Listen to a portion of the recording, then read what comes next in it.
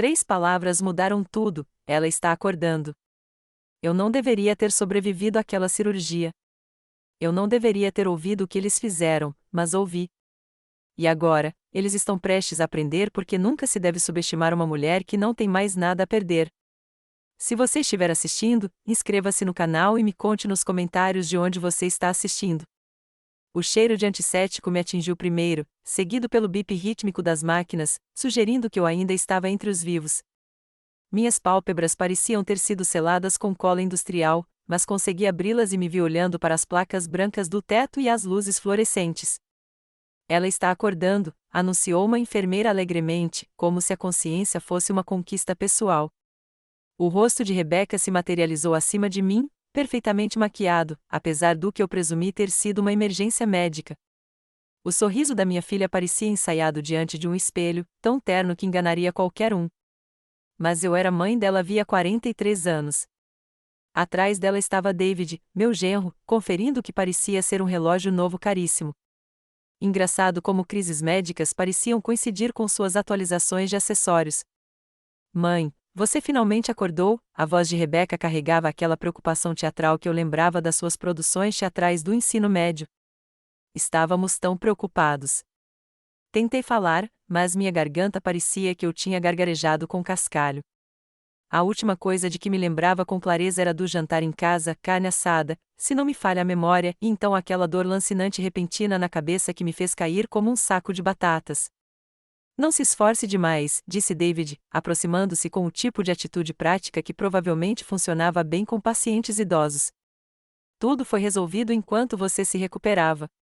Essa frase, tudo foi resolvido, nunca, na minha experiência, precedeu uma boa notícia.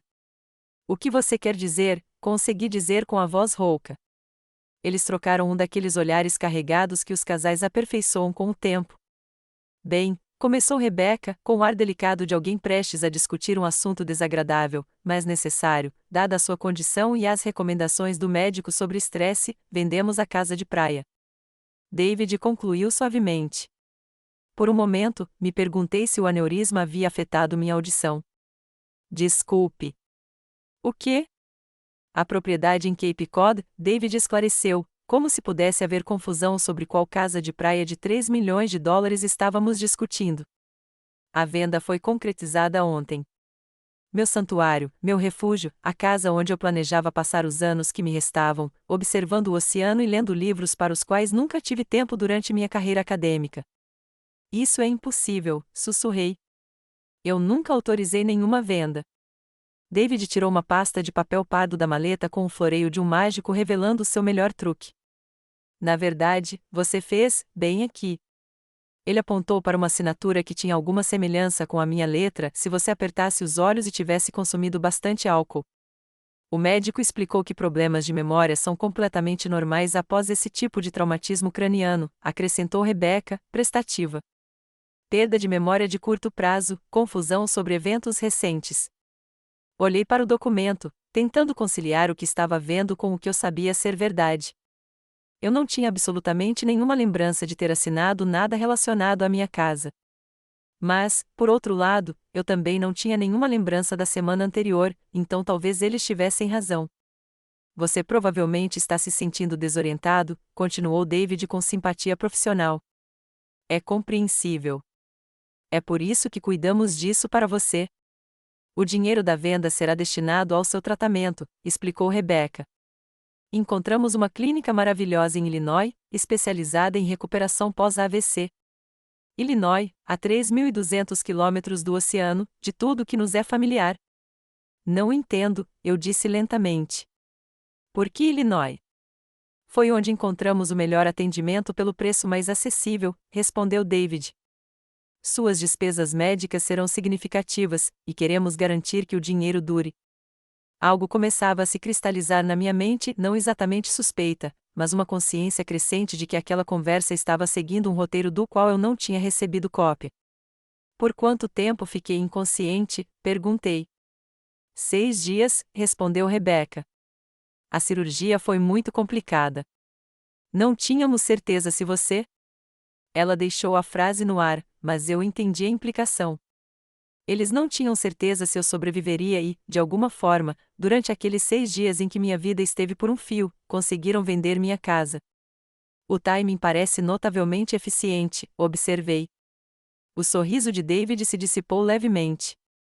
Não queríamos sobrecarregá-lo com detalhes comerciais durante sua recuperação. Às vezes, a família precisa tomar decisões difíceis. Fechei os olhos, tentando processar a informação em meio à névoa da medicação e da confusão. Quando os abri novamente, Rebecca e David me observavam com expressões que poderiam ser de preocupação, se não olhássemos com atenção. Acho que preciso de um tempo para descansar, eu disse finalmente. Claro, disse Rebecca, inclinando-se para beijar minha testa. Vamos deixar você dormir. Enquanto eles juntavam seus papéis e se preparavam para sair, avistei algo que me fez gelar o sangue, apesar do ar quente do hospital.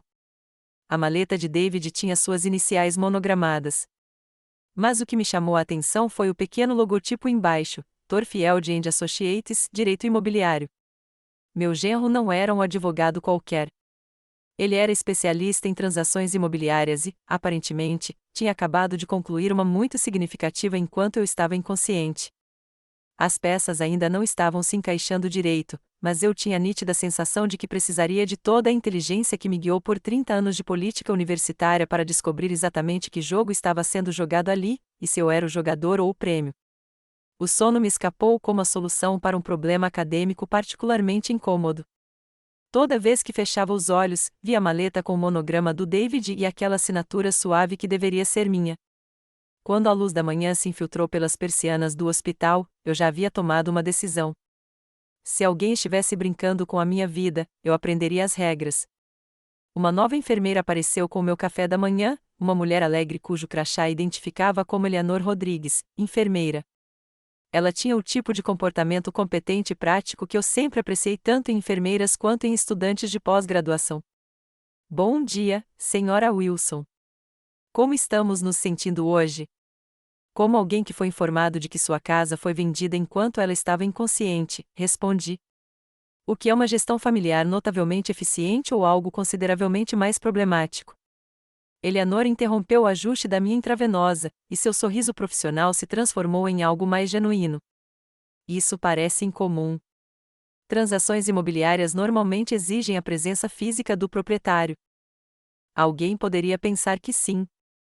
Ela se ocupou verificando meus sinais vitais, mas eu a flagrei olhando para o meu prontuário com o tipo de atenção que sugeria que ela estava lendo nas entrelinhas. Depois de 25 anos na academia, eu havia aprendido a reconhecer a inteligência quando a via. Senhora Wilson, ela disse calmamente, na minha experiência, os familiares que lidam com decisões financeiras importantes para parentes incapacitados geralmente discutem essas decisões com a equipe médica para garantir que elas estejam alinhadas com os planos de tratamento e cronogramas de recuperação. E eles discutiram isso com a equipe médica? Não que eu saiba. Eleanor terminou seus exames e se aproximou da minha cama. Sou enfermeira aqui há 15 anos. Já vi situações em que as famílias de pacientes idosos tomam decisões que não são necessariamente do melhor interesse do paciente. A delicadeza com que ela expressou isso me disse tudo o que eu precisava saber sobre a experiência de Eleanor com a dinâmica familiar em crises médicas. O que você aconselharia a alguém em tal situação? Perguntei. Eu os aconselharia a solicitar cópias de todos os documentos para entender seus direitos legais e a procurar aconselhamento independente se algo parecer questionável. Ela fez uma pausa. Eu também sugeriria que eles revisassem seus registros médicos para entender exatamente o que aconteceu antes da cirurgia. Depois que Eleanor foi embora, fiquei olhando para o teto, tentando reconstruir os eventos que levaram ao meu colapso. As lembranças eram frustrantemente nebulosas, mas certos detalhes começaram a emergir, como fotografias reveladas em um quarto escuro. David vinha me visitando com mais frequência nas últimas semanas, sempre com alguma desculpa, verificando meu bem-estar, me trazendo compras, insistindo em me fazer café. Na época, atribuía a atenção dele a uma preocupação genuína, embora me parecesse um pouco fora do comum para alguém que antes demonstrava pouco interesse pela rotina diária da sogra. E eu vinha me sentindo cada vez pior, dores de cabeça, tonturas, confusão que eu atribuía à idade e ao clima de inverno. Agora, olhando para trás, o momento parecia uma coincidência suspeita com a atenção redobrada de David. Quando Rebecca e David voltaram naquela tarde, eu estava cheia de perguntas. Tenho pensado na venda da casa, comecei sem preâmbulos. Gostaria de entender melhor o cronograma. David acomodou-se na cadeira de visitas com a confiança tranquila de alguém acostumado a explicar transações complexas para clientes confusos.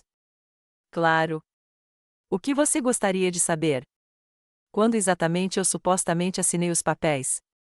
3 dias antes do seu aneurisma, ele respondeu suavemente. Você me ligou, disse que estava pensando em reduzir o tamanho da família e me pediu para preparar os documentos. E eu assinei onde? Na sua casa. Eu os trouxe. Revisamos tudo juntos. Você assinou na minha presença. A história era plausível, apresentada profissionalmente e parecia completamente equivocada. Não porque eu não conseguisse imaginar vender a casa aos 72 anos, eu conseguia ver a lógica em reduzir o tamanho da casa, mas porque cada instinto que eu havia desenvolvido ao longo de décadas avaliando desculpas de estudantes me dizia que aquela explicação tinha sido ensaiada. Estou curioso sobre uma coisa, eu disse. Você é advogado imobiliário, mas nunca mencionou isso em todos esses anos em que te conheço. Uma tensão quase imperceptível surgiu nos olhos de David. Não parecia relevante para conversas familiares. Exceto quando sua sogra precisou vender a casa durante uma emergência médica. Margarete, interrompeu Rebecca, a competência do David tem sido uma bênção. Você consegue imaginar tentar lidar com isso sem alguém que entenda as complexidades jurídicas? Olhei para minha filha, olhei para ela de verdade. Rebecca sempre fora linda, mas havia algo diferente em sua aparência ultimamente, joias novas, roupas caras, um ar de elegância geral que sugeria uma recente melhora financeira. Você tem razão, eu disse finalmente. Que sorte que David estava disponível para cuidar de tudo com tanta eficiência. Eles relaxaram um pouco, aparentemente interpretando minhas palavras como aceitação e não como a crescente suspeita que elas realmente representavam. Depois que eles saíram, Eleanor voltou com meus medicamentos da noite. Como foi sua visita? Ela perguntou. Educativo, respondi. Diga-me, Eleanor, na sua experiência profissional, quão comum é que as pessoas façam grandes mudanças de vida imediatamente antes de sofrerem emergências médicas graves? A expressão de Eleanor tornou-se pensativa. Na minha experiência, Sra. Wilson, coincidências em situações médicas muitas vezes merecem ser examinadas mais de perto. Naquela noite, enquanto eu ouvia os sons do hospital ao meu redor, tomei outra decisão. Se David e Rebecca pensavam que estavam lidando com uma idosa confusa que poderia ser controlada com explicações suaves e expressões preocupadas, estavam prestes a descobrir o quanto estavam enganados. 30 anos de política acadêmica me ensinaram que os oponentes mais perigosos costumavam ser aqueles que sorriam enquanto se preparavam para destruir você. Hora de lembrá-los de que a aposentadoria não me tornou idiota. Na manhã seguinte, chegou a doutora Sarah Shane, uma neurologista com o tipo de inteligência aguçada que me lembrava dos meus melhores alunos de pós-graduação. Ela revisou meu prontuário com a minúcia de quem realmente leu as letras miúdas. Sra. Wilson, quero discutir seu histórico de medicamentos antes do aneurisma. Pode me explicar o que a senhora tomava regularmente? Remédio para pressão arterial, lisinopril, eu acho, um multivitamínico diário, e ocasionalmente ibuprofeno para dores nas articulações. Fiz uma pausa, tentando me lembrar. E recentemente, David, meu genro, andou me trazendo alguns suplementos adicionais. Disse que poderiam ajudar com a fadiga que eu vinha sentindo. O Dr. Shen fez anotações cuidadosas. Você se lembra quais eram esses suplementos? Ele disse que era uma combinação de vitaminas e minerais, vinham em cápsulas sem identificação, o que achei estranho, mas David explicou que seu médico recomendou uma fórmula específica de uma farmácia de manipulação. E quando você começou a tomar isso? Talvez 6 semanas atrás. David insistiu muito que eles ajudariam com meus níveis de energia e pressão arterial. A caneta do Dr. Shen parou de se mover. Sua pressão arterial está bem controlada há anos, de acordo com seus registros de cuidados primários. O que o fez pensar que precisava de ajuda adicional? Essa foi uma excelente pergunta. David mencionou que meus resultados pareciam elevados quando ele os verificava durante as consultas. Ele havia trazido um monitor para casa e disse que queria ter certeza de que eu estava saudável. E você se sentiu confortável tomando suplementos sem indicação com base nessas leituras? Quando ela disse isso dessa forma, soou notavelmente ingênua. David é um profissional. Presumi que ele tivesse consultado especialistas médicos. O Dr. Shen fechou meu prontuário e me encarou diretamente. Senhora Wilson, vou pedir alguns exames de sangue adicionais. Quero verificar se há alguma substância residual que possa ter contribuído para o seu evento cardiovascular. Você acha que os suplementos causaram meu aneurisma? Acho que vale a pena investigar se o que você estava tomando eram realmente suplementos. Depois que o Dr. Shen foi embora, me peguei relembrando cada interação com David nos últimos 2 meses, seu interesse repentino pela minha saúde, o monitoramento da pressão arterial em casa, as cápsulas sem rótulo que ele insistiu que me ajudariam a me sentir melhor. Quanto mais eu pensava nisso, mais certeza eu tinha de que vinha me sentindo progressivamente pior desde que começara a tomar os suplementos do David, não melhor. A fadiga havia aumentado. A confusão havia piorado. Na semana anterior ao meu colapso, eu estava com dificuldade para me concentrar em tarefas simples. Eleanor apareceu para minha ronda de medicação da tarde, e decidi testar uma teoria. Eleanor, na sua experiência, o que aconteceria se alguém tomasse remédios para pressão alta em excesso por um período prolongado? Hipotensão perigosa, confusão, tontura, potenciais complicações cardiovasculares. Ela fez uma pausa na preparação dos meus comprimidos. Por que pergunta? Curiosidade acadêmica. Eleanor estudou meu rosto com a expressão de alguém que já ouvirá aquela frase antes, em contextos muito menos acadêmicos. Senhora Wilson, se a senhora estiver preocupada com algum medicamento que estava tomando antes da internação, o Dr. Shen solicitou um exame toxicológico completo. Saberemos em 48 horas se houver algo incomum no seu organismo. Naquela tarde, uma visita inesperada chegou. Catherine, minha irmã mais nova, estava parada na porta, parecendo um anjo vingador em um tailleur Chanel. Aos 68 anos, Catherine mantinha a intensidade e o olhar aguçado que a tornará uma das advogadas corporativas mais temidas de Boston antes de se aposentar. Margarete, ela disse, abraçando-me cuidadosamente, vim assim que soube. Eu não sabia que Rebecca tinha ligado para você. Ela não fez isso. Soube da sua situação por outros canais. O tom de Catherine sugeria que aqueles canais eram legais e não familiares. Sei que houve algumas mudanças significativas em suas circunstâncias. Pode-se dizer que sim. Catherine pegou um bloco de notas com a eficiência de quem passou 40 anos fazendo anotações que mais tarde poderiam ser usadas para destruir o advogado da outra parte. Conte-me tudo. Descrevi a venda da casa, o papel de David como advogado imobiliário, os suplementos misteriosos e minha crescente certeza de que a assinatura nos documentos de venda não era minha. Catherine ouviu sem interrupção, fazendo anotações ocasionais que pareciam poder ser usadas para planejar uma estratégia jurídica ou uma campanha militar. Margarete, ela disse quando terminei, há quanto tempo não conversamos sobre os arranjos que fizemos depois da morte de Thomas? Thomas, meu falecido marido, pai de Rebecca. Os arranjos. Senti algo se encaixar na minha memória. A confiança, disse eu lentamente. O fundo irrevogável, confirmou Catherine, estabelecido há 15 anos, nomeando-me como administradora, com você tendo direitos de residência vitalícia, mas sem poder para vender ou transferir a propriedade. A sala pareceu se inclinar ligeiramente à medida que as implicações se tornavam claras. Eles não podem vender o que não possuem. Exatamente. A casa pertence ao Catherine Wilson Trash desde 2009. Você não poderia vendê-la mesmo se quisesse, porque não é o proprietário legal. Encarei minha irmã, sentindo as peças de um quebra-cabeça muito complexo se encaixarem de repente em um padrão que era ao mesmo tempo irritante e estranhamente satisfatório. Então, a venda deles é completamente inválida. Fraudulento, na verdade, já que David saberia, por qualquer busca de título adequada, que você não detém a propriedade clara. Catherine sorriu com a mesma expressão que outrora usara ao explicar ao advogado da parte contrária o quanto eles haviam sido completamente enganados.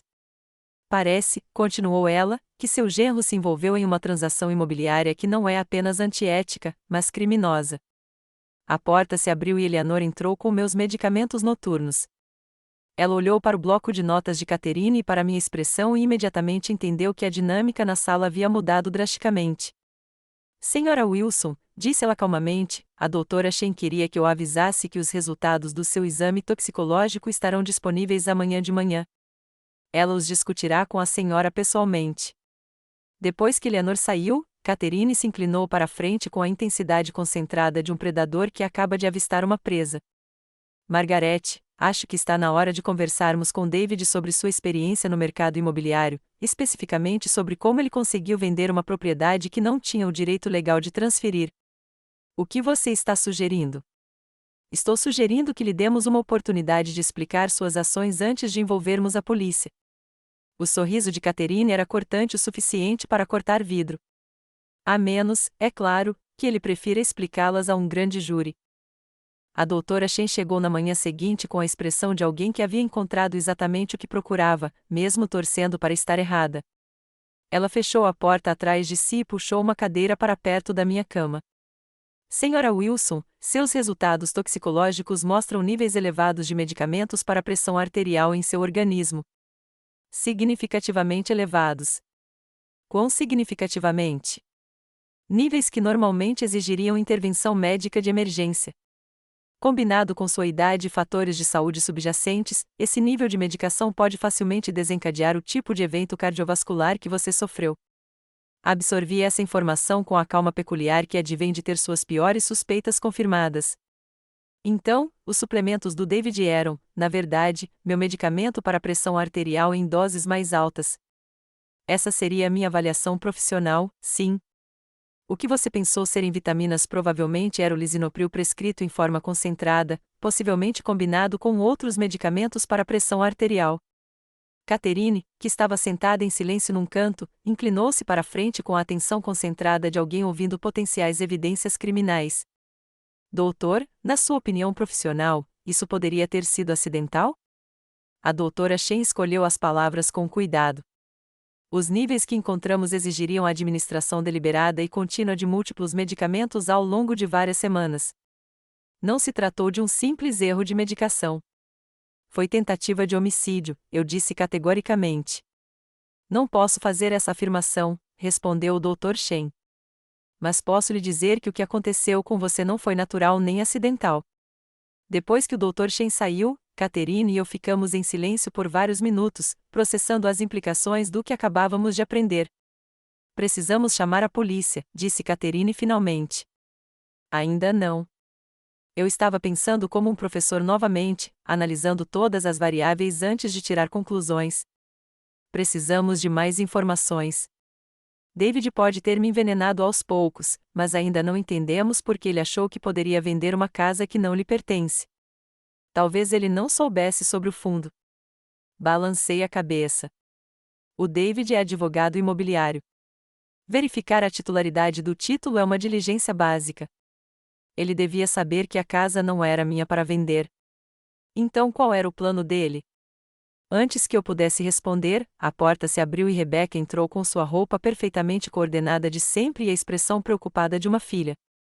Hoje, porém, notei detalhes que antes não havia percebido: a bolsa cara, as joias que definitivamente não tinham vindo de uma loja de departamentos, os sinais sutis, mas inconfundíveis, de alguém que recentemente tivera acesso a uma quantia considerável de dinheiro. Mãe, como você está se sentindo hoje? Muito mais claro, obrigado. Aliás, Catherine e eu temos discutido algumas questões jurídicas muito interessantes sobre propriedade. O sorriso de Rebecca cintilou quase imperceptivelmente. Ah! Sim. Parece que houve alguma confusão sobre a venda da casa. Catherine estava apenas explicando que a propriedade não é minha para vender. A cor sumiu do rosto de Rebecca como água de um cano quebrado. O que você quer dizer? Catherine falou com a precisão nítida de alguém que dá notícias particularmente devastadoras em uma reunião do conselho. Quer dizer, a casa está sob um fundo irrevogável há 15 anos. Margaret tem direito de residência vitalícia, mas eu sou o administrador com autoridade exclusiva sobre qualquer venda ou transferência. Rebecca sentou-se pesadamente na cadeira de visitas. Isso é impossível. Papai nunca mencionou nenhuma confiança. Seu pai não sabia, expliquei gentilmente. Estabeleci a propriedade depois de descobrir o caso dele, para proteger a propriedade de ser transferida para a secretária dele em testamento. Mas David disse que me mostrou a papelada. A venda foi concretizada. A venda do quê, exatamente? Perguntou Catherine. Você não pode vender um imóvel que não é seu, Rebecca. Qualquer comprador descobriria o problema do título no momento em que tentasse fechar o negócio. As mãos de Rebecca começaram a tremer. David disse que já tinha tudo sob controle. Disse que o trabalho jurídico estava em ordem.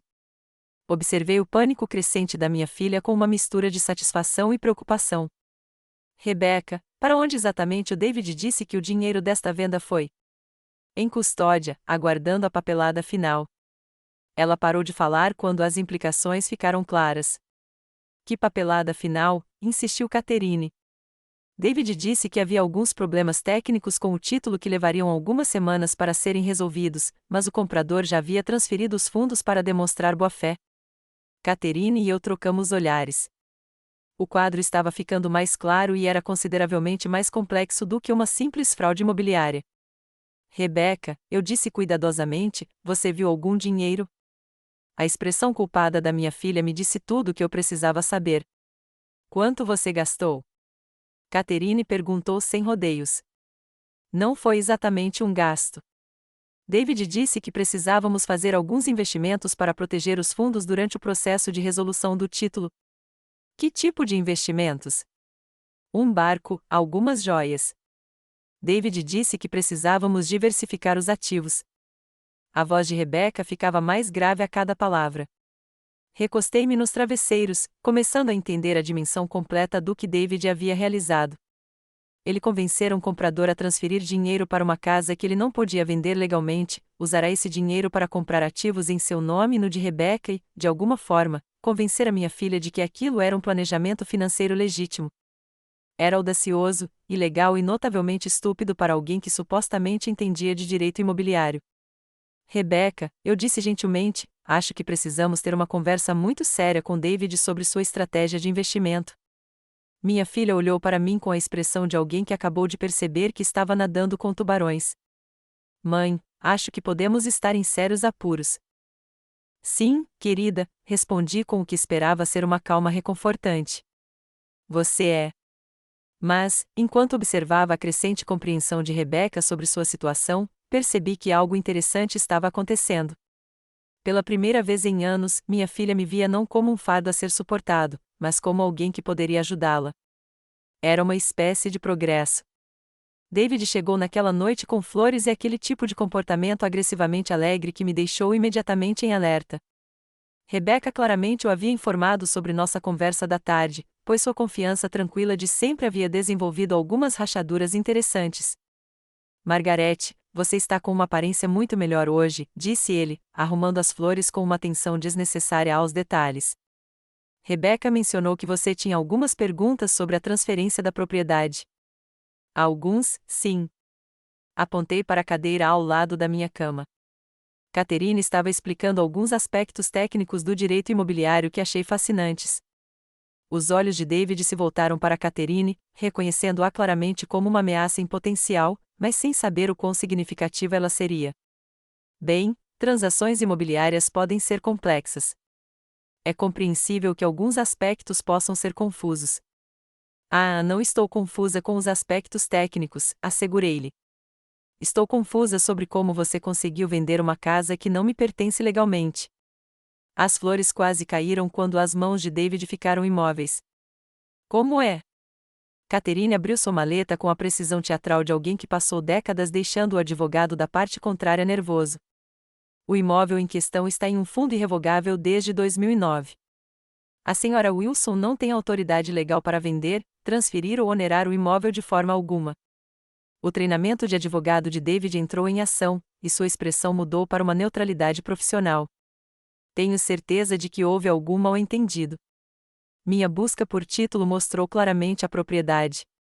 Então talvez você possa nos mostrar essa pesquisa de título, sugeriu Catherine docemente, junto com o contrato de compra, os documentos de fechamento e os registros de desembolso do produto da venda. Esses documentos são produtos confidenciais do trabalho do advogado. Não quando envolvem a propriedade do meu cliente, interrompeu Catherine. Ou quando podem constituir prova de fraude imobiliária. A temperatura na sala pareceu cair vários graus. David olhou de Catherine para mim, claramente recalculando a estratégia que havia planejado para aquela conversa. Margarete, disse ele, focando-se em mim com o que provavelmente considerou uma sinceridade persuasiva, acho que houve um sério mal-entendido. Se houver algum problema com o título, certamente podemos resolvê-lo. David, interrompi gentilmente, acho que está na hora de discutirmos suas recomendações de suplementos. Ele ficou imóvel. Meu o quê? As vitaminas que você me trouxe. O Dr. Shen as achou bem interessantes do ponto de vista farmacêutico. Rebecca, que estava sentada em silêncio num canto, de repente falou, e as vitaminas? Acontece que não eram vitaminas, expliquei. Eram doses concentradas de medicamentos para pressão arterial, o suficiente para causar exatamente o tipo de emergência cardiovascular que me trouxe aqui. O silêncio que se seguiu foi profundo. O rosto de David ficou completamente branco, enquanto Rebecca o encarava com horror crescente. Isso é impossível, sussurrou Rebecca. David, você disse que eram suplementos. Eram suplementos, disse David rapidamente. Margarete deve estar confusa sobre o que estava tomando. O relatório toxicológico foi bem específico, interrompeu Catherine. Você gostaria que eu lesse as seções relevantes? David se levantou abruptamente, sua compostura profissional finalmente se rompendo completamente. Acho que houve um grave mal-entendido. Margarete, você tem estado sob tremendo estresse, e depois de uma lesão cerebral, a memória pode ser instável. Você está insinuando que imaginei tomar os comprimidos que você me trouxe? Perguntei com genuína curiosidade. Estou sugerindo que lesões cerebrais traumáticas podem afetar a percepção e a memória de maneiras que tornam os pacientes testemunhas não confiáveis de suas próprias experiências. Foi uma estratégia jurídica inteligente, questionar a capacidade da vítima de se lembrar de eventos. Infelizmente para David, ele estava lidando com alguém que passou 30 anos ouvindo desculpas criativas de estudantes de pós-graduação. David, eu disse com o tom paciente que eu costumava usar para aprender com pessoas particularmente lentas, você é um advogado imobiliário que tentou vender um imóvel que você sabia que não tinha escritura, usando documentos falsos, enquanto envenenava sistematicamente a suposta vendedora para garantir que ela não pudesse interferir no seu esquema. Isso não é tudo. Você então convenceu minha filha a ajudá-lo a gastar o dinheiro que veio de fraudar um comprador legítimo, provavelmente dizendo a ela que tudo era perfeitamente legal. Rebecca emitiu um pequeno som que poderia ter sido um soluço. A única pergunta que tenho, continuei, é se você realmente achou que conseguiria se safar dessa, ou se você simplesmente não é tão inteligente quanto seu diploma de direito sugere. O rosto de David passou de branco para um tom interessante de roxo. Você não pode provar nada disso. Na verdade, disse Eleanor da porta, nós podemos. Todos nos viramos e encontramos Eleanor parada ali, com o que parecia ser um pequeno gravador.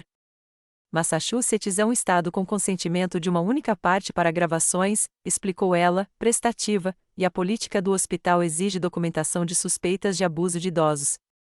David olhou ao redor da sala como um animal encurralado buscando uma rota de fuga.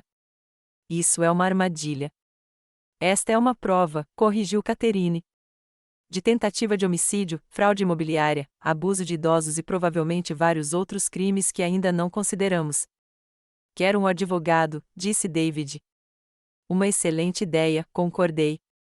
Você vai precisar de uma muito boa. Enquanto Eleanor chamava a segurança e Catherine começava a tomar notas sobre encaminhamentos criminais, olhei para Rebecca, que encarava David com a expressão de alguém que via seu mundo inteiro desabar. Rebecca, eu disse gentilmente, acho que está na hora de você e eu termos uma conversa particular sobre o quanto você sabia sobre as práticas comerciais de David. Os olhos marejados da minha filha encontraram os meus e, pela primeira vez em anos, vi algo que reconheci, não o adulto calculista que vinha controlando a minha vida, mas a criança assustada que costumava rastejar para minha cama durante as tempestades. Mãe, ela sussurrou, acho que cometi alguns erros terríveis. Sim, querida, eu disse suavemente. Acho que sim. Na manhã seguinte, chegou a detetive Sarah Morgan, uma mulher compacta, de olhos inteligentes e a postura de alguém que já tinha presenciado disfunções familiares suficientes para achar pouca coisa chocante. Eleanor ligou para a polícia após nossa conversa gravada com David, e a detetive Morgan passou a noite analisando o que descreveu como um dos casos de abuso de idosos mais criativos que já havia encontrado. Senhora Wilson, ela começou, acomodando-se na cadeira de visitas com um bloco de notas, preciso entender a cronologia dos eventos que levaram à sua hospitalização. Expliquei a ela a atenção redobrada de David nos últimos 2 meses, os suplementos misteriosos, a deterioração da minha saúde e a venda da casa, em um momento oportuno. A detetive Morgan tomou notas detalhadas, ocasionalmente pedindo esclarecimentos sobre datas ou incidentes específicos. E sua filha, ela disse, olhando para Rebecca, que estava sentada no canto, parecendo ter envelhecido uma década da noite para o dia, qual foi o papel dela nesses eventos? Rebecca me olhou suplicante antes de falar. Achei que o David estava ajudando a mamãe com as finanças. Ele disse que ela estava ficando confusa com os remédios e que tinha pedido para ele cuidar da venda da casa. Mas você se beneficiou do suposto lucro da venda, observou o detetive Morgan. David disse que precisávamos investir o dinheiro enquanto as questões de título estavam sendo resolvidas. Ele fez parecer um planejamento financeiro padrão. Observei minha filha se esforçar para explicar suas ações e senti algo que não sentia há anos: proteção maternal. Rebecca era ingênua e gananciosa, mas foi manipulada por alguém que sabia exatamente como explorar suas fraquezas. Detetive, eu disse, acho importante entender que David é um profissional especializado exatamente nesse tipo de transação. Ele sabia como fazer atividades ilegais parecerem legítimas para alguém sem formação jurídica. O detetive Morgan estudou meu rosto. Você está insinuando que sua filha desconhecia a natureza fraudulenta dessas atividades? Estou sugerindo que minha filha foi enganada por alguém em quem ela confiava, assim como eu. Depois que o detetive Morgan saiu para prender David, Rebecca e eu nos vimos sozinhos pela primeira vez desde que toda essa situação começou. Ela sentou-se ao lado da minha cama, com lágrimas escorrendo pelo rosto. Mãe, me desculpe. Eu deveria ter questionado o que o David estava fazendo. Eu deveria ter te protegido em vez de... Em vez de quê, Rebecca? Em vez de ficar aliviada por outra pessoa estar cuidando dos seus assuntos e eu não ter que fazer isso, ela enxugou os olhos com um lenço de papel. Tenho sido uma filha terrível. Pensei cuidadosamente nessa admissão. Você tem sido uma filha distante e talvez egoísta, mas foi David quem tentou me matar. Mas eu concordei com tudo. Gastei o dinheiro. Acreditei quando ele disse que você estava ficando confuso e precisava de gerenciamento. Rebecca, eu disse firmemente, você sabia que David estava me envenenando? Claro que não. Você sabia que a venda da casa foi fraudulenta? Não, pensei que David tivesse me mostrado toda a papelada. Então você também foi uma vítima. Uma vítima voluntária que se beneficiou do crime, mas uma vítima mesmo assim. Ficamos em silêncio por vários minutos, ambos processando a ruína dos nossos relacionamentos familiares. O que acontece agora? Perguntou Rebecca finalmente. Agora você ajuda a polícia a construir o caso contra David. Devolve todo o dinheiro roubado que conseguir recuperar. Testemunha a verdade sobre o que ele lhe disse e quando. E então olhei para minha filha, olhei de verdade para ela, e vi algo que eu não tinha notado antes. Por trás das roupas caras e da atitude defensiva, Rebecca parecia exausta, não apenas cansada, mas desgastada de um jeito que sugeria que aquela não era a primeira vez que David a manipulava para tomar decisões questionáveis. Então descobrimos como reconstruir algum tipo de relacionamento baseado na honestidade em vez da conveniência. Os olhos de Rebecca se encheram de lágrimas. Você acha que isso é possível depois de tudo que eu fiz? Rebecca, você me ama? A pergunta pareceu surpreendê-la. Claro que sim. Você quer que eu esteja seguro e feliz? Sim. Então sim, acho que é possível. Não será fácil e não acontecerá rápido, mas acho que podemos voltar a ser uma família. Naquela tarde, Catherine voltou com James Harrington, um advogado de defesa criminal especializado em casos complexos de fraude. James tinha o tipo de inteligência aguçada que me lembrava dos meus melhores alunos de pós-graduação, combinado com o foco predatório de alguém que gostava de destruir criminosos que tinham como alvo populações vulneráveis. Senhora Wilson, disse-lhe após analisar os materiais do caso, a senhora nos forneceu provas suficientes para processar David por tentativa de homicídio, fraude imobiliária, abuso de idosos e provavelmente lavagem de dinheiro.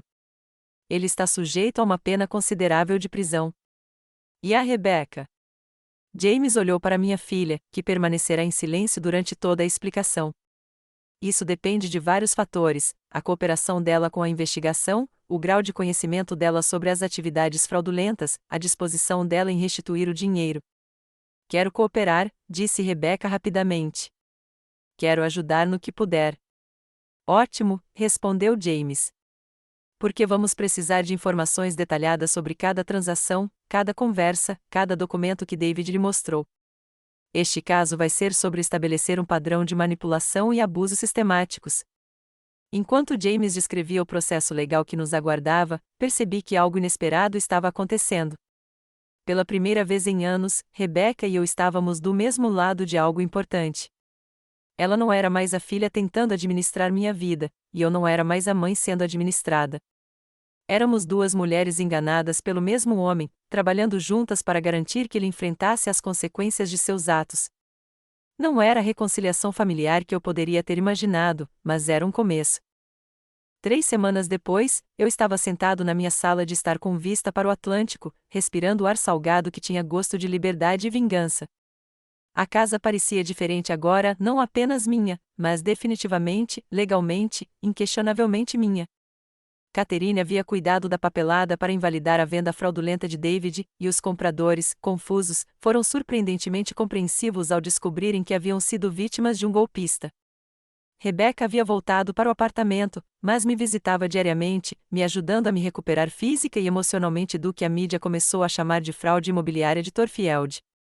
Era um nome terrível, mas pelo menos era preciso. O promotor ligou, anunciou Rebecca, entrando com café e os jornais. O advogado do David quer discutir um acordo judicial. Que tipo de apelo? 15 anos em troca de total cooperação e restituição. Rebecca pousou meu café com a atenção cuidadosa de alguém que aprendeu a notar detalhes que antes ignorava. James acha que devemos considerar isso. Tomei um gole do meu café, café de verdade, bem passado, sem aditivos farmacêuticos, e observei as gaivotas girando sobre as ondas. O que você acha? Acho que 15 anos é muito tempo, mas não o suficiente. A voz de Rebecca carregava uma dureza que eu nunca tinha ouvido antes. Ele tentou te matar, mãe. Ele manipulou nós duas. Ele roubou de compradores inocentes que só queriam uma casa de praia. A transformação da minha filha no último mês foi notável. A mulher superficial que se contentava em deixar os outros tomarem decisões difíceis desapareceu. Em seu lugar, surgiu alguém que fazia perguntas difíceis, exigia respostas honestas e assumia a responsabilidade pelos próprios erros. A restituição cobriria tudo, continuou Rebecca. O barco, as joias, todo o dinheiro que passou pelas nossas contas. Já entreguei aos advogados a documentação de tudo o que me lembro de ter comprado. E como você se sente em relação a abrir mão de todas essas coisas? Rebecca pareceu genuinamente surpresa com a pergunta. Aliviada. Sinceramente, eu sempre soube que algo estava errado, mesmo quando tentava me convencer de que não. Coisas caras que vêm de pessoas machucadas não parecem presentes. Parecem evidências. Catherine chegou no meio da manhã com James e uma abraçada de documentos legais. Ela estava na cidade desde a minha internação, alegando que precisava supervisionar minha recuperação, mas, na verdade, me deu o apoio constante que eu sentia falta há anos. O Ministério Público está preparado para recomendar o acordo judicial, anunciou James, espalhando papéis sobre a minha mesa de centro. A cooperação de David pode ajudá-los a processar outros casos de fraude imobiliária em todo o estado. Outros casos? Perguntei. Aparentemente, David vem aplicando variações desse esquema há vários anos, visando proprietários idosos, manipulando familiares e usando sua expertise jurídica para legitimar transações fraudulentas. Rebecca empalideceu. Quantos outros? Pelo menos 6 que eles identificaram até agora. Clientes idosos que cederam direitos de propriedade que não entendiam. Familiares que estavam convencidos de que estavam ajudando com trabalhos jurídicos necessários. Absorvi essa informação com uma mistura de satisfação e raiva. David não tinha me atacado apenas. Ele havia construído uma carreira explorando pessoas vulneráveis. Alguma das outras vítimas sofreu algum dano físico? 2 foram hospitalizados por complicações relacionadas à medicação. Um morreu devido ao que foi inicialmente classificado como causas naturais, mas agora está sendo reinvestigado. A sala ficou em silêncio enquanto processávamos as implicações. David não era apenas um vigarista. Ele era um predador em série cujos esquemas haviam se transformado em algo mortal. Quero que ele aceite o acordo, eu disse finalmente. Mãe, começou Rebecca, 15 anos não é? 15 anos são 15 anos a mais do que as vítimas dele imaginavam que viveriam para ver a justiça ser feita, interrompi. E a cooperação dele pode evitar que outras famílias passem pelo que passamos. James assentiu em aprovação. O acordo também inclui proibição vitalícia de exercer a advocacia e monitoramento financeiro obrigatório por 10 anos após sua libertação. E os processos civis? Perguntou Catherine. As famílias das vítimas já estão entrando com o processo. David vai usar toda a liberdade que tiver lutando contra processos e pagando indenização. Depois que os advogados foram embora, Rebecca e eu nos sentamos no deck, observando o pôr do sol pintar o oceano em tons de dourado e carmesim. Aquilo havia se tornado nosso ritual diário, uma hora tranquila em que conversávamos sobre a recuperação, tanto médica quanto emocional. Posso te perguntar uma coisa? Rebecca disse finalmente. Qualquer coisa. Quando você soube que David estava mentindo sobre tudo? Pensei na pergunta com cuidado. Acho que uma parte de mim sempre soube que algo estava errado, mas eu queria acreditar que minha filha e meu genro se importavam com o meu bem-estar. Era mais fácil do que aceitar que eu havia me tornado um obstáculo a ser superado. Eu me importava com o seu bem-estar, disse Rebecca baixinho. Só não queria ser responsável por isso. David fez parecer que havia uma solução fácil que ajudaria a todos. E agora? Agora entendo que soluções fáceis para problemas complexos geralmente são apenas desastres bem disfarçados. À medida que a escuridão caía sobre o Atlântico, percebi que algo profundo havia acontecido no último mês. A família que me traiu havia desaparecido. Mas uma nova família emergiu dos destroços, honesta em vez de conveniente, escolhida em vez de herdada, baseada no respeito em vez da obrigação. Rebecca, eu disse enquanto nos preparávamos para entrar, quero que você saiba que estou orgulhoso de como você lidou com essas últimas semanas. Mesmo que eu tenha ajudado a roubar de você? Principalmente porque, quando você percebeu o que tinha acontecido, você escolheu consertar as coisas em vez de dar desculpas. Minha filha sorriu com genuína felicidade pela primeira vez em meses. Aprendi com uma excelente professora, minha mãe, que me ensinou que inteligência sem integridade é apenas egoísmo sofisticado. Ri, reconhecendo minhas próprias palavras de uma palestra que dei anos atrás para uma turma de pós-graduação em ética. Não acredito que você se lembrou disso. Eu me lembro de tudo que você me ensinou, mãe. Só esqueci de aplicar quando mais importava. Ao entrarmos, senti algo se acalmar, algo que eu não havia percebido que ainda estava instável.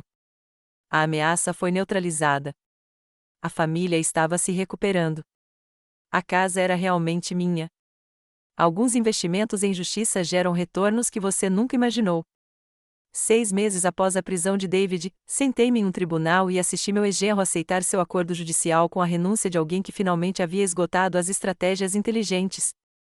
Ele envelheceu consideravelmente durante o período em que esteve preso, e os ternos caros e a postura confiante foram substituídos por um macacão laranja e a postura derrotada de alguém que enfrenta as consequências de uma vida inteira de más escolhas. Sr. Torfield, disse a juíza Patrícia Morrison, revisando os documentos da petição, o senhor entende que, ao aceitar este acordo, está admitindo acusações de tentativa de homicídio, fraude imobiliária, abuso de idosos e conspiração em vários casos? Sim, meritíssimo, respondeu David, com a voz quase inaudível. E você entende que cumprirá no mínimo 12 anos de prisão antes de ter direito à liberdade condicional, com proibição vitalícia de exercer a advocacia? Sim, meritíssimo. Rebecca sentou-se ao meu lado, com a mão levemente pousada no meu braço. Ela insistira em comparecer à audiência, dizendo que precisava ver este capítulo das nossas vidas oficialmente encerrado. Eu me ofereci para ir sozinha, mas ela ressaltou que ambos éramos vítimas das maquinações de David e deveríamos testemunhar sua responsabilização juntos.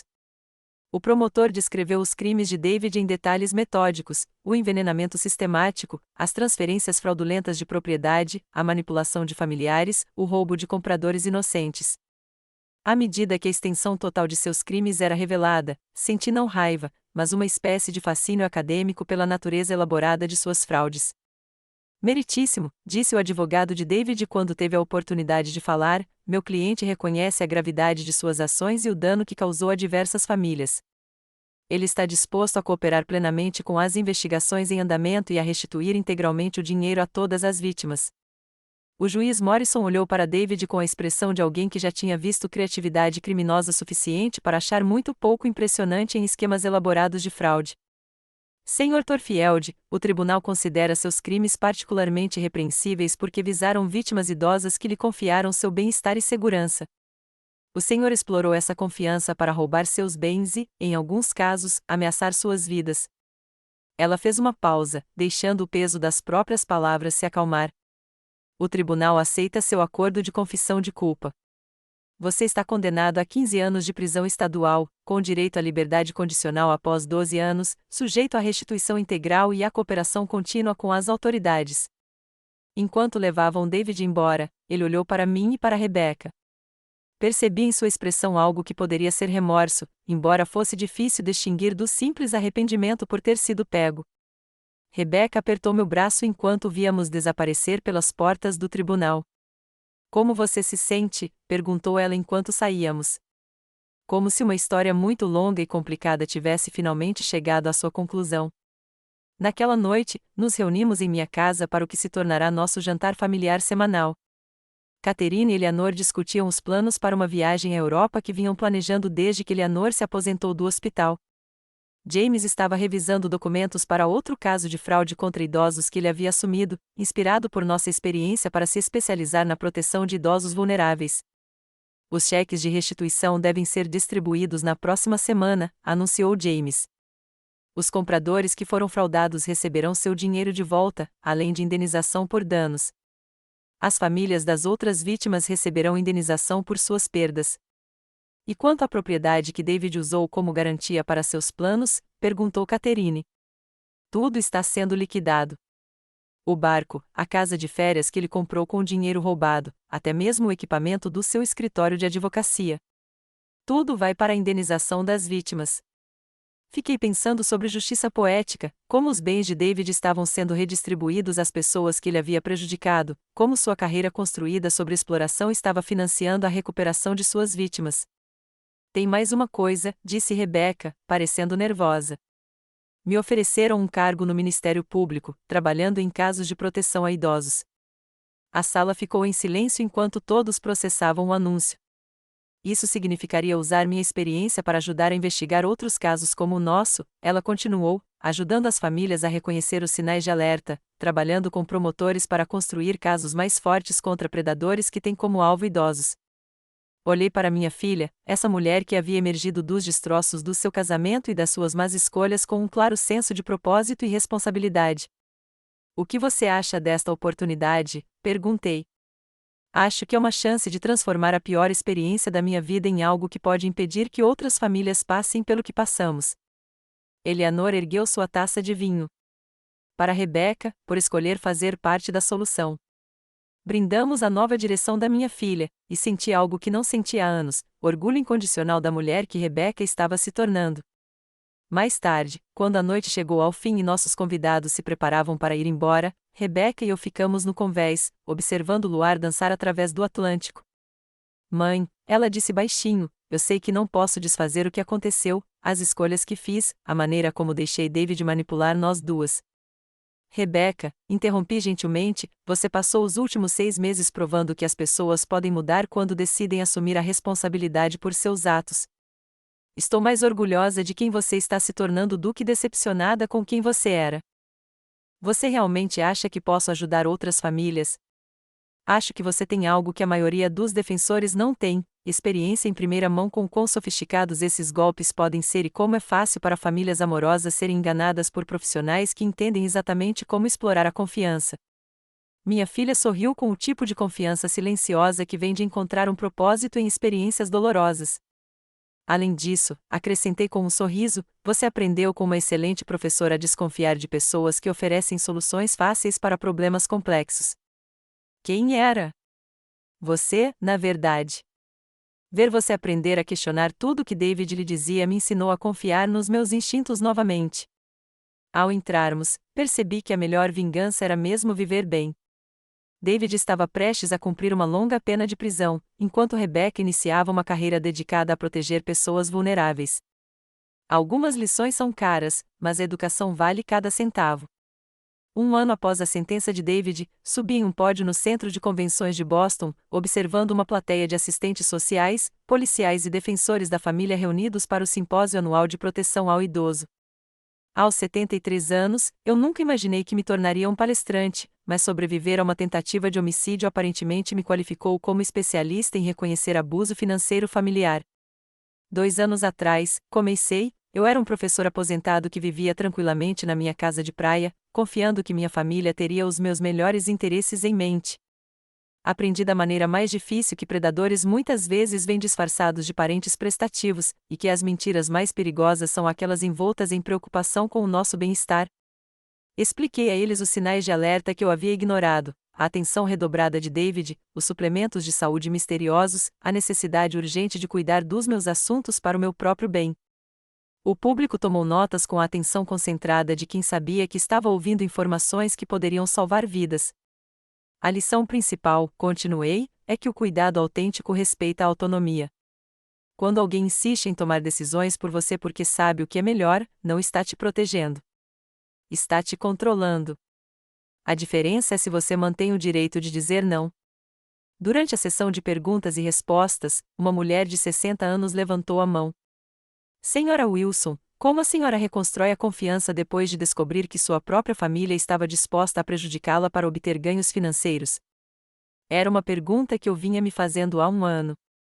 Você não reconstrói a mesma confiança, respondi honestamente. Você constrói um tipo diferente de confiança, baseada em ações consistentes ao longo do tempo, em vez de suposições sobre lealdade familiar. A confiança se torna algo conquistado pelo comportamento, não herdado pela genética.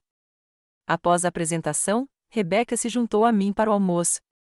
Ela tinha vindo de seu novo emprego em Springfield, onde trabalhava com uma força-tarefa que investigava fraudes envolvendo idosos no oeste de Massachusetts. O trabalho lhe convinha. Exigia as habilidades analíticas que ela sempre possuía, mas as direcionava para a proteção das pessoas, e não para a gestão delas. Você foi brilhante lá em cima, disse ela enquanto nos acomodávamos em uma mesa de canto tranquila. Eu estava anotando como se nunca tivesse ouvido sua história antes. Como vão as coisas com a força-tarefa? Desafiador, mas gratificante. Identificamos 3 grandes redes de fraude operando na região e ontem obtivemos mandados de busca em vários escritórios de advocacia suspeitos. Os olhos de Rebecca brilharam com o entusiasmo de alguém que encontrou um trabalho importante. É incrível quantos David Torfields existem por aí, usando sua expertise jurídica para legitimar roubos. Algum caso parecido com o nosso? Muitos. Proprietários idosos cedendo direitos de propriedade que não entendem, familiares que se convencem de que estão ajudando ao aceitar aconselhamento jurídico questionável, profissionais que exploram a confiança que vem com suas credenciais. Observei o rosto da minha filha, notando a confiança que havia substituído a incerteza defensiva que ela carregava há anos. Você já se arrependeu de não ter buscado esse tipo de trabalho antes? Às vezes, mas acho que não teria conseguido realizar este trabalho com eficácia sem entender como é fácil ser manipulado por alguém em quem se confia. Minha experiência com David me ajuda a reconhecer melhor os sinais de alerta que outras famílias ignoram.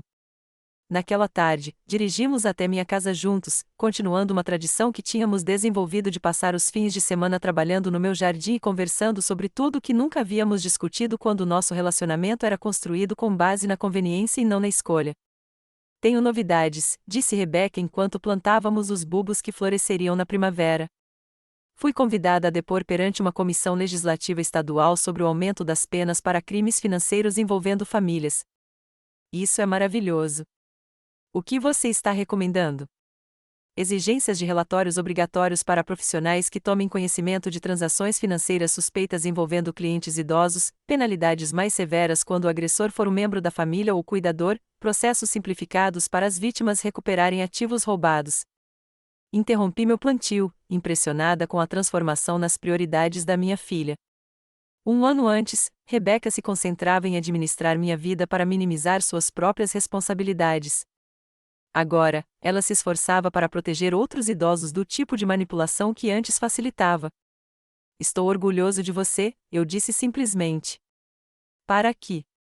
Por escolher fazer parte da solução em vez de apenas se desculpar por ter sido parte do problema. Naquela noite, enquanto estávamos sentados no deck assistindo ao pôr do sol, Eleanor e Catherine se juntaram a nós para jantar. Eleanor havia se mudado definitivamente 6 meses antes, alegando que precisava de uma mudança de ares, mas, na verdade, me proporcionando a companhia que eu sentia falta sem perceber. Catherine me visitava a cada poucas semanas, tendo se mudado do Arizona para ficar mais perto da família. Tenho um anúncio a fazer, disse Eleanor enquanto nos acomodávamos com vinho e a famosa lasanha de Catherine. Margaret e eu estávamos discutindo um projeto. Que tipo de projeto? Perguntou Rebecca. Um livro, expliquei, que combina minha experiência como vítima com o conhecimento profissional de Eleanor sobre como reconhecer abusos em ambientes médicos. Um guia prático para famílias e profissionais de saúde. O título provisório é *Família Sobrevivente, um guia para reconhecer e prevenir a exploração de idosos *, acrescentou Eleanor. Queremos criar algo que ajude as pessoas a identificar sinais de alerta antes de se tornarem vítimas. Catherine ergueu sua taça de vinho. Aos usos produtivos de experiências dolorosas. Enquanto brindávamos ao projeto do livro, percebi que algo havia se cristalizado no último ano.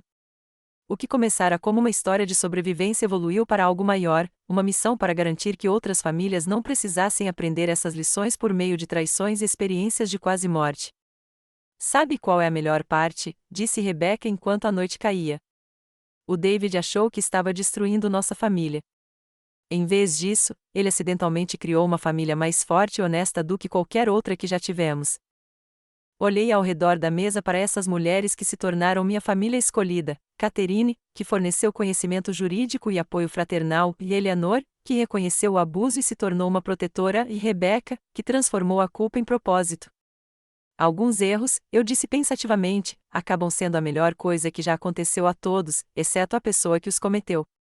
David estava cumprindo pena em uma prisão estadual, isolado da família que tentará explorar. Enquanto isso, estávamos construindo algo que ele jamais entenderia, uma família baseada na escolha em vez da obrigação, na honestidade em vez da conveniência, no respeito em vez do controle. A vingança foi mais doce do que qualquer coisa que eu pudesse ter planejado. 2 anos após a condenação de David, recebi uma carta que me fez parar para tomar café da manhã. O endereço do remetente indicava que era do MCI Norfolk, e a letra era inconfundivelmente de David. Deixei-a de lado, sem abrir, e continuei meu dia, cuidando do jardim, trabalhando no livro que Eleanor e eu estávamos escrevendo, me preparando para a visita de fim de semana de Rebecca. A carta ficou no balcão da minha cozinha como uma bomba não detonada, ignorada, mas não esquecida. Você vai ler? Eleanor perguntou naquela noite enquanto preparávamos o jantar. Estou pensando se há algo que David possa dizer que vale a pena o esforço mental necessário para processá-lo. A curiosidade é uma coisa perigosa. Ri, pensando em como a curiosidade me serviu tanto na minha carreira acadêmica quanto nas minhas recentes aventuras na justiça criminal. Sim, mas também tem sido extremamente útil. Rebecca chegou na manhã seguinte e imediatamente notou a carta. É do David? Aparentemente. Você leu? Ainda não. Estou tentando decidir se me importo com a perspectiva dele sobre os acontecimentos atuais. Rebecca refletiu sobre isso enquanto desempacotava as compras para o nosso projeto culinário de fim de semana. Acho que eu gostaria de saber o que ele tem a dizer. Não porque a opinião dele importe, mas porque eu ficaria curiosa sobre o estado mental dele, o interesse acadêmico pela mente criminosa. Algo assim. Naquela tarde, sentamos no convés com Catherine e Eleanor, a carta ainda fechada entre nós, como um quebra-cabeça particularmente desagradável. Você sempre pode ler e resumir, sugeriu Catherine, filtrar qualquer manipulação ou autopiedade e apenas relatar o conteúdo factual. Ou, acrescentou Eleanor, você pode decidir que algumas conversas não valem a pena, mesmo as unilaterais. Peguei o envelope, estudando a letra de David. Parecia mais trêmula do que eu me lembrava, menos confiante. A prisão aparentemente havia afetado sua caligrafia, assim como sua carreira jurídica. Eu disse finalmente, que vou lê-lo, não porque me importe com os sentimentos de David, mas porque estou curiosa sobre o que ele acha que pode realizar com uma carta depois de falhar tão espetacularmente em todo o resto. Abri o envelope e desdobrei 2 páginas escritas com cuidado. Asterisco Margarida, asterisco. Asterisco, sei que você não tem motivo para ler isso e muito menos para acreditar em qualquer coisa que eu diga, mas queria que soubesse que agora entendo o que fiz com você e com a Rebecca. A prisão me deu muito tempo para refletir sobre minhas escolhas e suas consequências. Quero deixar claro que isso não é uma tentativa de minimizar meus crimes ou buscar um perdão que não mereço. Asterisco, tentei te matar por dinheiro. Manipulei a Rebecca para me ajudar a roubar de você. Enganei compradores inocentes e usei minha formação jurídica para legitimar fraudes. Não há desculpas para essas ações. Asterisco, que quero que saibam é que a investigação das minhas atividades ajudou a processar outros 17 casos de fraude contra idosos em 3 estados. Minha cooperação levou a condenações que recuperaram mais de $2 milhões para as famílias das vítimas. Isso não desfaz os danos que causei, mas evitou danos a outras pessoas. Asterisco, também quero que saiba que a Rebecca vem me visitar ocasionalmente. Ela não vem para me perdoar ou manter qualquer tipo de relacionamento. Ela vem me entrevistar sobre meus métodos e motivações para o seu trabalho com a Força-Tarefa Estadual. Ela se tornou notavelmente hábil em obter informações que ajudam a proteger outras famílias. Tenho orgulho dela, se me permitem dizer isso. Ela está mais forte e mais determinada do que nunca foi quando era casada comigo. Sei que esta carta pode parecer egoísta, mas queria que você entendesse que sua sobrevivência e sua decisão de lutar tiveram consequências que vão além da minha prisão. A publicidade em torno do nosso caso levou a mudanças legislativas, melhor treinamento para profissionais de saúde e maior proteção para idosos vulneráveis. Você se tornou uma defensora cujo trabalho salva vidas. Rebecca encontrou uma carreira que usa sua experiência para ajudar outras pessoas. Até mesmo minha prisão tem valor se impedir que outras famílias passem pelo que a nossa passou. Não espero perdão e não mereço paz de espírito. Mas queria que você soubesse que o efeito cascata da sua coragem continua a proteger pessoas que nunca conhecerei. Respeitosamente. Davi. Li a carta 2 vezes e a passei para Rebecca, que a compartilhou com Catherine e Eleanor. Ficamos em silêncio por vários minutos, processando aquela comunicação inesperada do homem que quase destruiu nossa família. Bem, disse Catherine finalmente, não era isso que eu esperava. O que você esperava? Perguntou Eleanor. Autopiedade, manipulação, tentativas de minimizar seus crimes. Isso é realmente atencioso. Rebecca levantou os olhos depois de reler a carta. Ele está certo sobre os efeitos colaterais. A Força-Tarefa usou nosso caso como modelo para programas de treinamento em todo o estado. Impedimos dezenas de esquemas semelhantes, e o livro está sendo usado por hospitais e casas de repouso em todo o país, acrescentou Eleanor. Pensei nas palavras de David sobre consequências além da punição. Suponho que até pessoas terríveis podem, ocasionalmente, produzir insights úteis. Você vai responder? Perguntou Rebecca. Acho que não. Não preciso dizer nada ao David e ele não precisa ouvir nada de mim. Mas fico feliz que ele tenha escrito. Por quê? Porque isso confirma que ele compreende a extensão total do que fez. Isso é importante para a reabilitação dele, mesmo que eu não me importe com a reabilitação dele.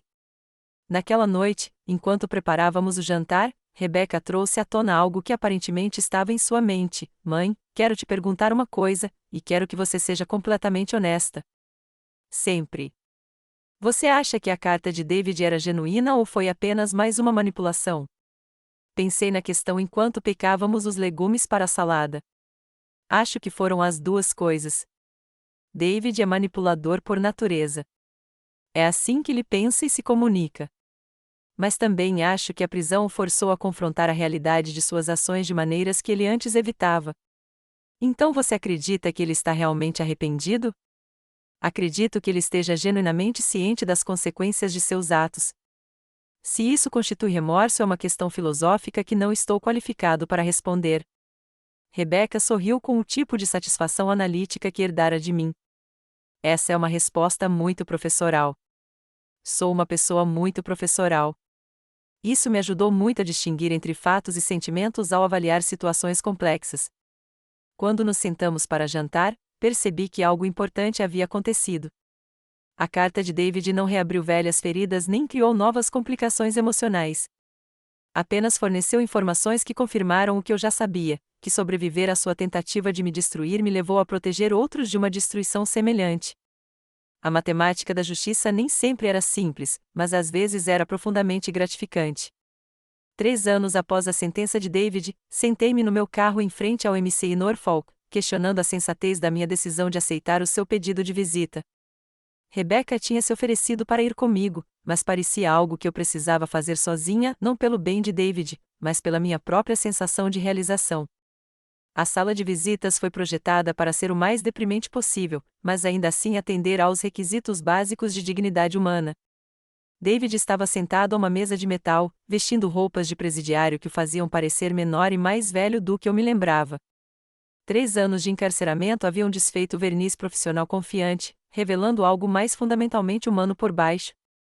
Margarete, ele disse enquanto eu estava sentado em frente a ele, obrigado por ter vindo. Não estou aqui para te confortar, David.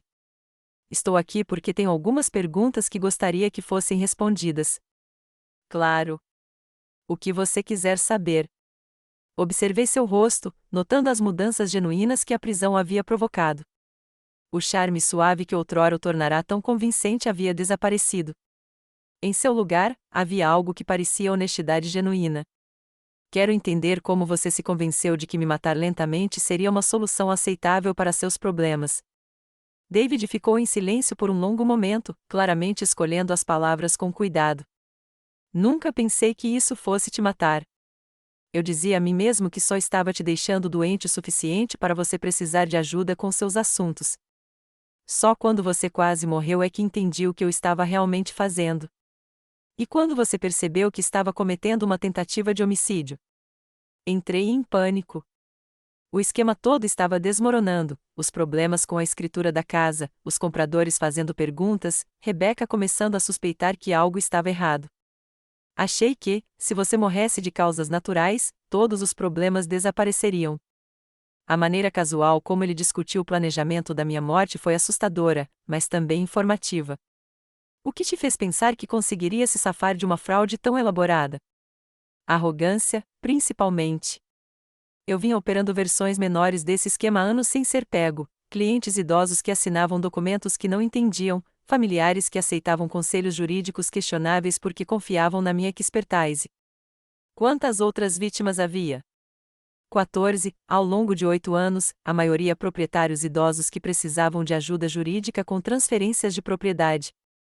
Eu os manipulava para que assinassem com mais poderes do que pretendiam e, em seguida, usava esses poderes para beneficiar a mim mesmo ou meus associados. Absorvi essa informação com o fascínio imparcial de alguém que estuda um caso particularmente interessante. E as famílias deles nunca suspeitaram. Alguns o fizeram, mas tive o cuidado de focar em pessoas cujas famílias já enfrentavam problemas de comunicação ou estresse financeiro. É mais fácil convencer alguém de que a complexidade jurídica exige gestão profissional quando essa pessoa já está se sentindo sobrecarregada. E a Rebeca? Como você a manipulou para participar? A expressão de David mudou para algo que poderia ser remorso genuíno. Rebeca estava sozinha e insegura quanto ao seu status social.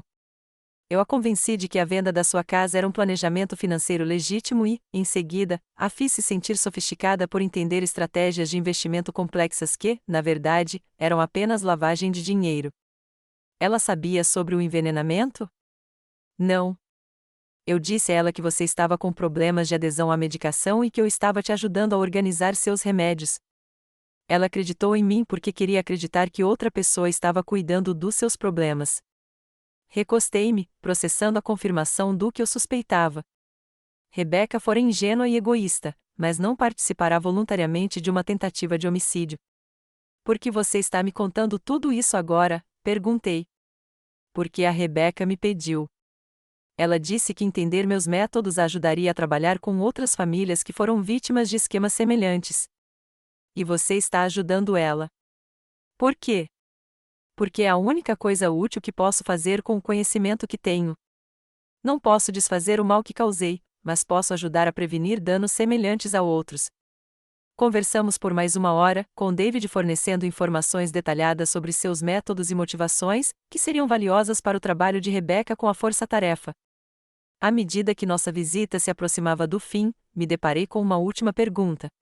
Você entende por que eu não estou te perdoando? Sim, disse-lhe sem hesitar. Você não perdoa alguém por tentar cometer um assassinato. Você sobrevive a eles. Você os impede. E segue em frente com a sua vida. Perdão é para erros, não para tentativas calculadas de matar familiares por dinheiro. Olhei para aquele homem que quase conseguirá me apagar da minha própria vida e senti algo se acalmar, algo que eu não percebia que ainda estava em aberto. Não perdão, mas uma espécie de encerramento que veio da compreensão de toda a extensão do que eu havia sobrevivido. David, eu disse enquanto me preparava para sair, espero que a prisão tenha lhe ensinado algo sobre o valor da vida de outras pessoas. Sim. Tarde demais para importar para minhas vítimas, mas talvez não tarde demais para importar para potenciais vítimas futuras.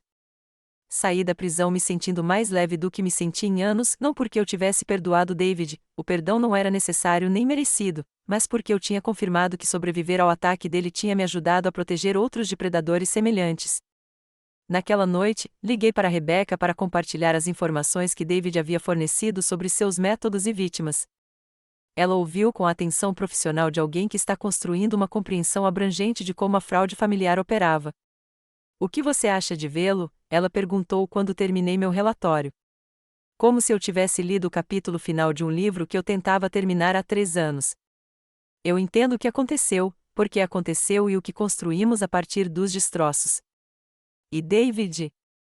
David está cumprindo sua pena e fornecendo informações úteis sobre métodos criminosos. Isso é justiça suficiente para alguém que tentou me matar por dinheiro. Você acha que ele realmente mudou? Pensei nessa questão enquanto observava o oceano do meu deck.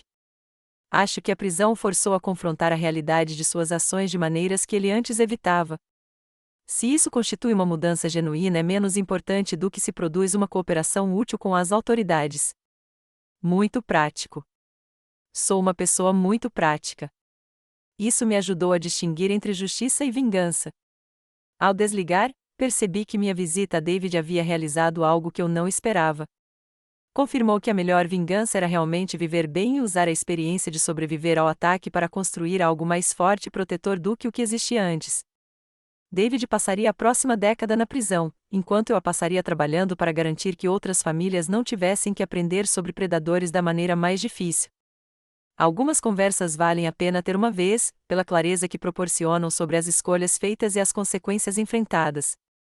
Esta tinha sido uma delas. Obrigado por ouvir. Não se esqueça de se inscrever e compartilhe sua história nos comentários. Sua voz importa.